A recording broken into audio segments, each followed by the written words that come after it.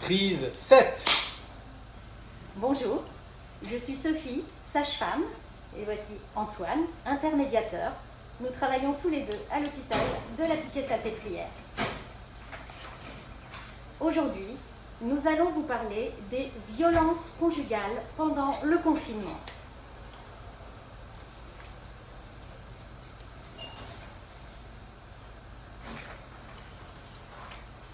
En Chine, pendant le confinement, on a observé une augmentation des violences conjugales.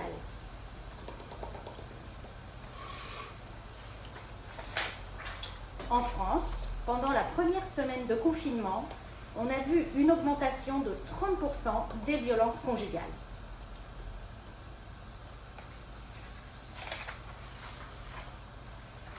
Une femme qui subit des violences a la possibilité de parler au gynécologue obstétricien ou aux sages-femmes quand elle vient en consultation à la maternité.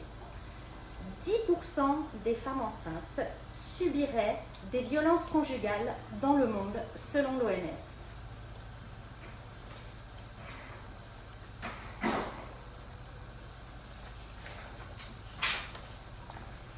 La grossesse peut déclencher ou aggraver les violences conjugales.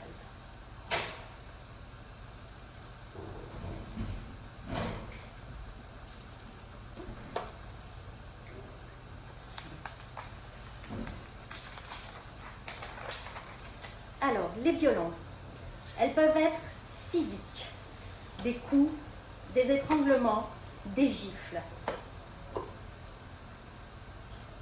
Ou alors, elles peuvent être psychologiques. On peut avoir une emprise, une dévalorisation, de l'humiliation, du contrôle, du mépris, l'isolement ou la séquestration. Ou alors, il peut y avoir des violences sexuelles, c'est-à-dire des rapports sexuels forcés, ou alors des comportements violents pendant l'acte sexuel. Comment demander de l'aide? Il y a plusieurs numéros gratuits. Nous avons d'abord le 3919, du lundi au samedi de 9h à 19h. Ou sinon, il existe le 114 par SMS, fax, visio, 24 heures sur 24. On peut faire aussi un signalement en ligne avec arrêtonslesviolences.gouv.fr.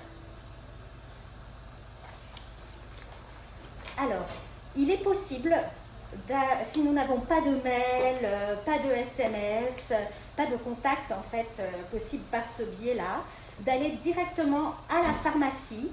Et si le conjoint est avec nous, on peut donner un code au pharmacien et on peut utiliser le même code que les Espagnols qui serait masque 19.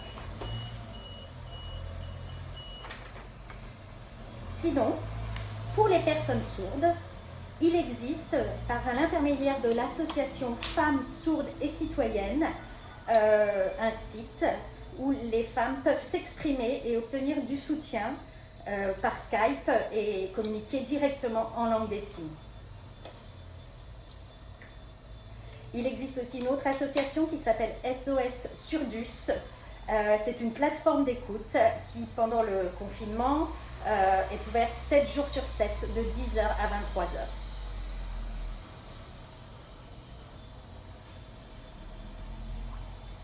Voilà, au revoir.